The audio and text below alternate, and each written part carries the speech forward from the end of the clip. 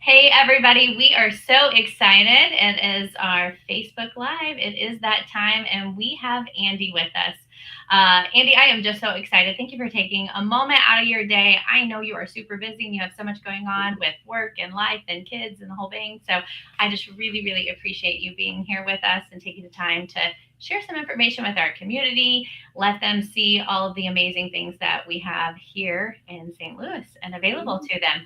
So let me, without further ado, introduce Andi. So Andi is a holistic living. She's nature loving. She's a mama who has a passion for supporting and empowering others and taking control of their very own health. She relies heavily on her intuition and trust in the body's innate abilities for caring for families and help foster a transformative experience that they feel really good about. It's an amazing attribute when somebody can have the knowledge and the professional skills and then that gut instinct to tell you which direction to go. So I love that. That's really, really kudos. She's also a certified professional midwife, certified by the North American Registry of Midwives. She also is a Reiki practitioner. She's been studying midwife since 2013 and has gained experience and wisdom while training under multiple CPMs and CNMs. She believes most ailments can be cured by discovering and addressing the root cause and utilizing the proper remedy found in nature. That's why we're additionally excited to have her, myself as a chiropractor. That is just like they go hand in hand. And so all of the things. Her care centers around the individual and taking into consideration their past and present from a mental standpoint, emotional, and a physical well being when assisting them with becoming the healthiest version of themselves. And it comes to conception, pregnancy, and then their postpartum journey. After spending 3 years from growing her home birth practice and then giving birth to her third child in 2023, she took a step back from attending those types of births to focus on being a mom. Her love for supporting women has inspired a new version of midwifery practice where she hopes to reach more families desiring personalized care and attention from midwives that can prepare them and have a very successful birth as well as the natural opportunity. So she is super excited, and I think it's such a unique experience that maybe a lot of moms who will be watching this will be able to have that additional thought process of maybe this is for them. But she has been working alongside an amazing OB, helping families to have an opportunity for a unique experience to be led by a midwife, but under the security of an OB attended in a hospital setting. So I'll definitely be asking her more about that as we go on. But she is also an energy worker, and she utilizes different techniques such as Reiki and assisting her clients to release stored emotional and trauma issues that they've been dealing with. She believes that we are our own best healers and provides the support and guidance to help others move what they need to energetically. She really enjoys aiding individuals in healing energetically, and pregnancy is not required for that. So, without further ado, we have Andi Webb from Barefoot Midwifery offering holistic midwifery care and energy work to families during intentional and healing experiences. So, Andi, once again, thanks for joining us. So, obviously, that kind of gives a little summed up version of yourself. What made you become a midwife? What made you want to do that?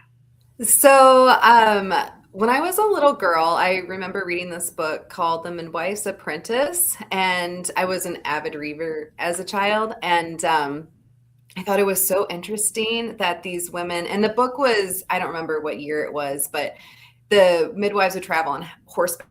And so they would go out in the middle of the night and they would go and deliver these babies and then come home to their families. And I just thought that was so neat, like these superhero vigilantes going out in the night.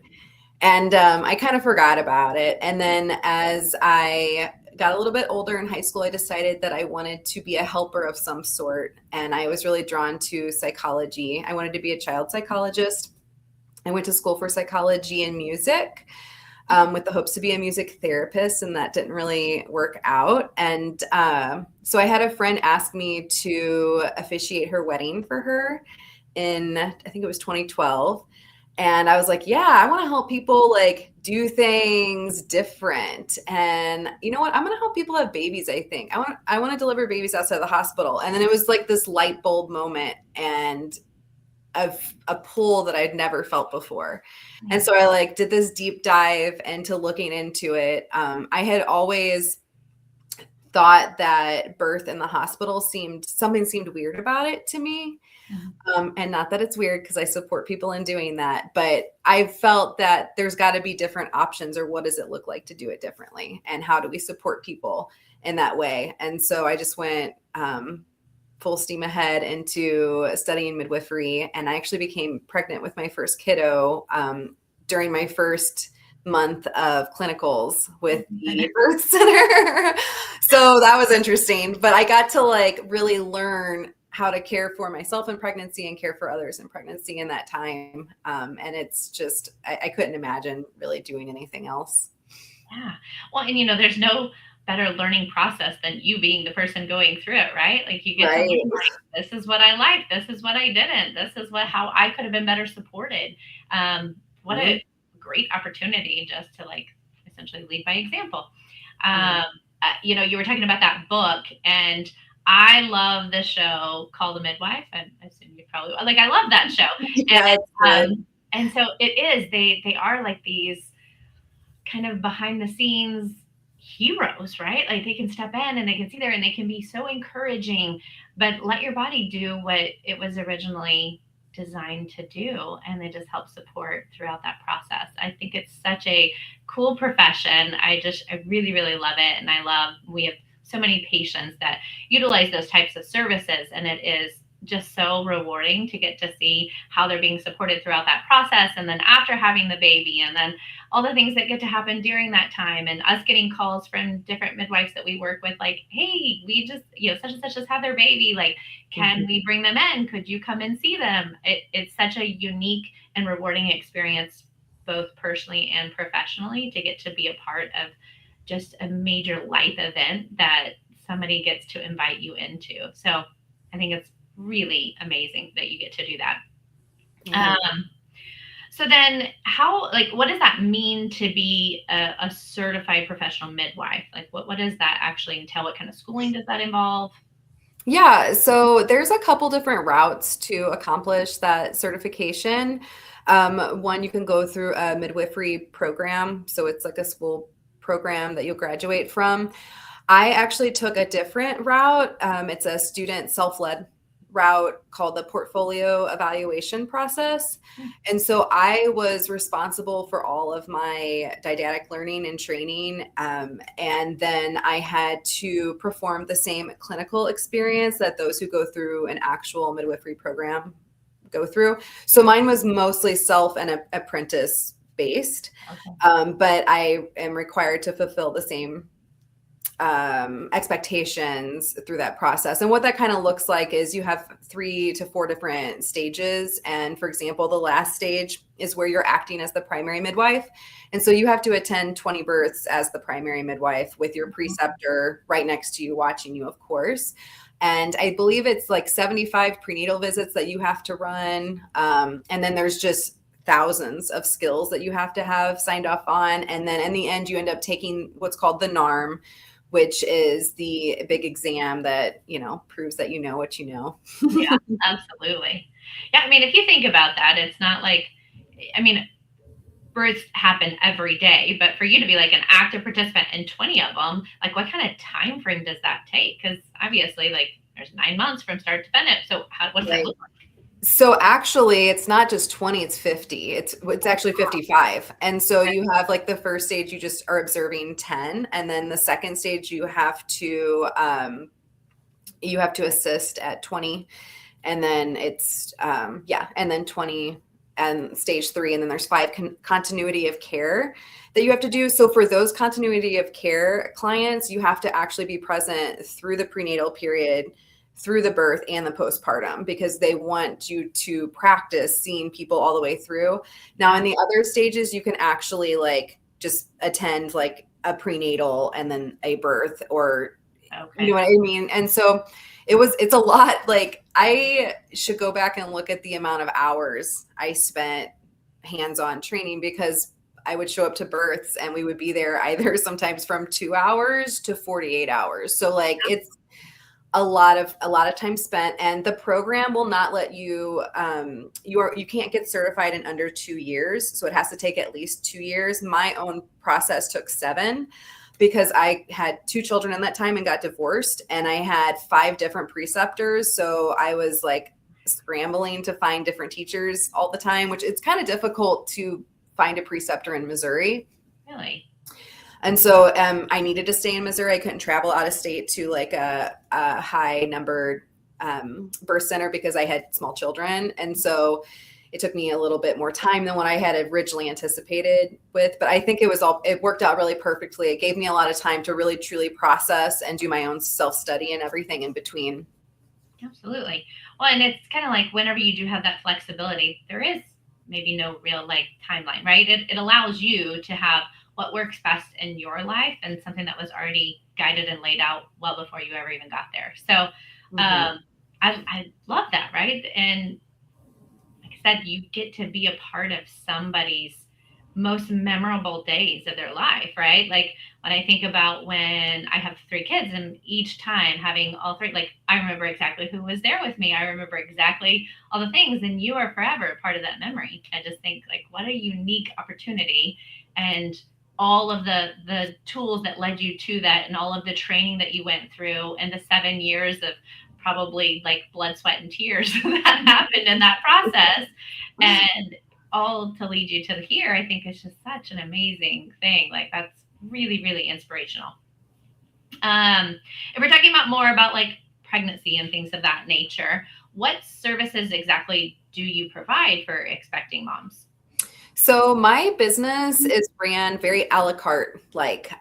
So I offer full scope prenatal care, and I offer supplementary prenatal care. So the supplementary prenatal care looks like if you're seeing another provider, whether that's another midwife or an OB, and you are desiring some help with functional nutrition, energy work, processing things. I like to help people also keep their pregnancies low risk. So I work with individuals who have a history of preeclampsia, cholestasis, gestational diabetes that want to not develop that. And so some of the people that I work with that are seeing OBs or even some CNMs are individuals that are trying to keep their pregnancy more low risk. And so I work with those individuals on a supplementary type care basis. So visits are just as you need. You don't have to sign a contract. You just pay as you go. There is no obligation or anything. It's as you need it. The full scope care is for individuals who, most people that are free birthing don't want any type of care, which is beautiful for them. But I do have some people that, even though they are choosing to birth by themselves at home, they want to have some labs drawn or just get checked in to make sure everything's looking good once or twice. I offer care to those individuals. And then I have the collaborative care with Dr. Jeff Mormel. And so what that looks like is I provide most of the prenatal care, and he sees our co-care clients once a trimester. So usually around the start of care, around 8 weeks, and then after the anatomy scan at 20 weeks, and then again around 35 weeks for the GBS test, and then just to check in. And as long as the pregnancy is low risk, then I do everything else. And I follow the traditional OB schedule of, every 4 weeks and every 2 weeks and then weekly. And so that's what the prenatal care looks like. Sessions usually last around 50 to 60 minutes. And we are doing like a deep dive into nutrition, supplements, herbs, the emotions and mental state of the client. I'm an energy healer as well. So we work a lot with energetics and really help processing and removing any blocks in the body so that the body can be as healthy as possible and the delivery can be as safe as possible. Yeah, absolutely. So I guess for those of you, those that are tuning in that maybe aren't as familiar with, there's obviously like hospital-based deliveries and then at home, like what are some of those, like how does that differ from traditional versus more along the lines of what other has an option? So for people that are delivering at home, they are going to seek the care of a midwife that offers those birth services. home birth midwives keep their clients really healthy because they have to, because there is no emergency room like in the kitchen to go to if you need it, or OR. So they really focus strongly on making sure the clients and the moms in really, really good health. Um, and then with hospital-based deliveries, OBs don't have as strict guidelines as us home birth midwives do. And even though my clients, my co-care clients, are delivering in the hospital, it is still my goal and my intention to have their pregnancy as healthy as if they were delivering at home. It's also my intention to help them feel empowered so that no matter where they're delivering, they feel really good about it and really strong in their choices, and they're very well educated in the choices they get to make and everything. So it's similar preparation what I do for people if they were to no matter where they're delivering. Yeah. With my oldest, I was like, gosh, 37 weeks, and he turned breech. And even through chiropractic care, I had top chiropractors, Webster certified, etc. And he was not budging. And we eventually elected to try aversion, and it was unsuccessful as well.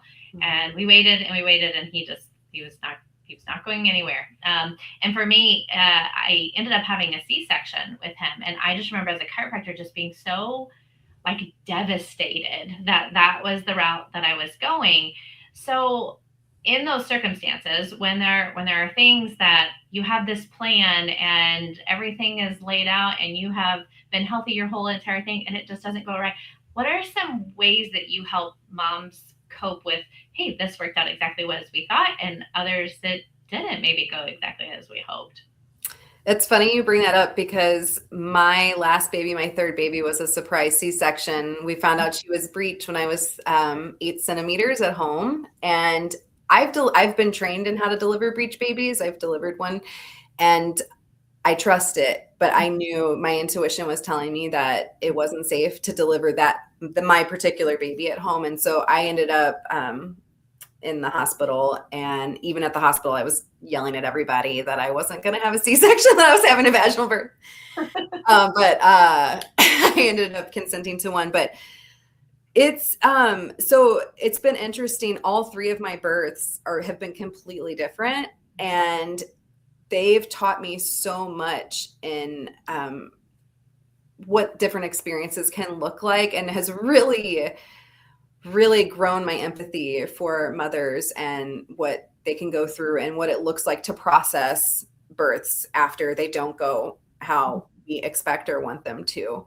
And I like to talk people through like what happened, what were the facts, and what were you feeling in that, and letting them know like, hey, you made the best choice at the best time. Or if maybe they had a provider that didn't make the best choices for them, like, hey, I hear you. That was really difficult. And we kind of just work through that on an emotional plane and talk through it. I've seen people, so also outside of a la carte prenatal care, I offer a la carte postpartum care. So I've actually worked with mothers that never saw me prenatally, that just really, they need help in the postpartum, or they're wanting like the midwifery care for mom and for baby at home. But I do a lot of walking that birth, I don't want to say trauma, but we're walking that difficult birth space with people and talking through everything that happened and kind of help explain to them why this or that happened. I have a theory that babies choose to be breech often when the mother isn't in the most stable emotional place, or they aren't as grounded. And so the breech babies that I've helped turn in pregnancy is working through emotions with mom, and then doing some herbal stuff and all the things that I'm sure that you know about, like moxibustion and all those things. But it's usually an emotional thing that we're working through. Yeah. And that kind of amazing, like how our bodies emotionally, physically, they have to coexist. We can just cannot have one without the other. Yeah, absolutely. Kind of similar along the lines, but what are some common concerns or fears that you see either like as mom is leading up to, or even during conception, or what are you seeing that's happening, and how do you help them work through that? I think a common fear that comes up is there's a lot of women are so concerned about how bad it's going to hurt or if they're going to be able to do it. A lot of the people I work with don't want to use pain management or epidurals. Obviously, if someone's delivering at home, it's not even an option. But I do, even whenever I was attending births at home, I would have some clients state that they were fearful of they weren't going to be able to do it at home without, pain management. And so that's definitely a big fear that I walk through with people. And I like to remind women that we have these parts and we're meant to do this. And we've been doing this forever from the beginning of humans. And you have the capability and to change the language around it. And instead of saying things are painful or contractions are painful, contractions are an intense sensation that our body's showing us it's working really hard toward a goal. Mm-hmm. And so I like to help people change their mindset around things so that it's an empowering experience instead of a fear-based one. Not so often anymore, but I feel like a lot of women would be scared about tearing and delivery and what that would feel like and the healing afterwards. And so we talk through that. But another thing that comes up a lot are people are fearful of what their postpartum healing is going to look like. They're scared of developing a postpartum mood disorder. They're nervous about who's going to be supportive, if they're going to have the support that they really need. And so I do a lot of planning for the postpartum at the end of pregnancy so that they feel really good and confident and set up. Because if a woman is nervous about what's going to happen after the baby gets here, guess what labor looks like? It stalls.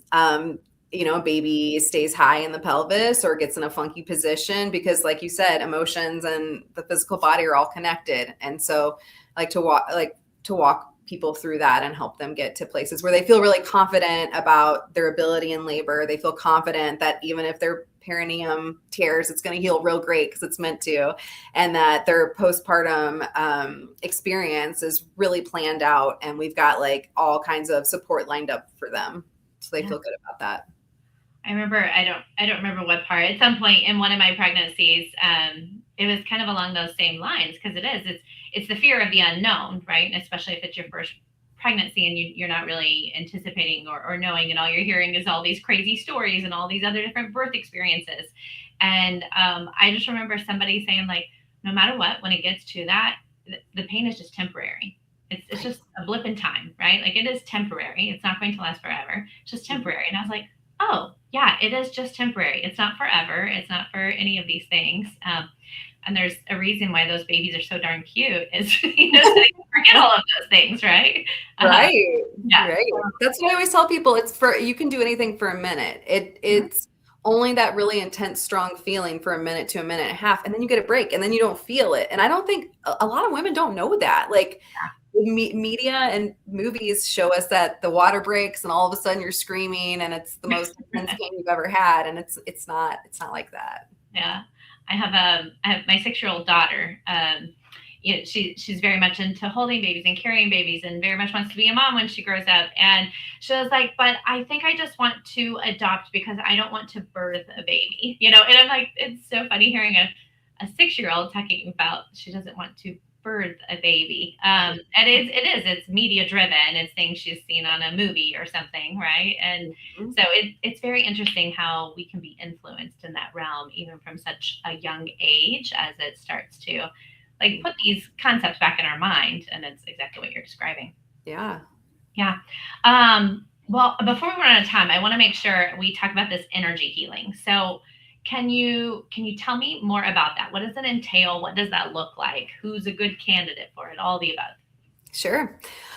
So I am Reiki attuned, which means that I have essentially certain chakras in my hands that are turned on, we'll say, and I'm able to absorb energy from the environment and kind of project it like a light onto other people.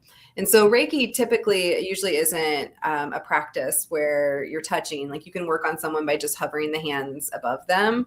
And you can feel it. The heat that comes off of the person that's working on you is usually really strong, and it can feel very calming, relaxing. you can almost feel like just a release from the body.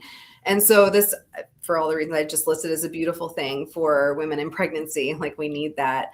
But I also work on all kinds of individuals with all kinds of different situations and symptoms. Like, I work with someone who's in her 70s who has like decades of, she's got the best stories, but they are wild.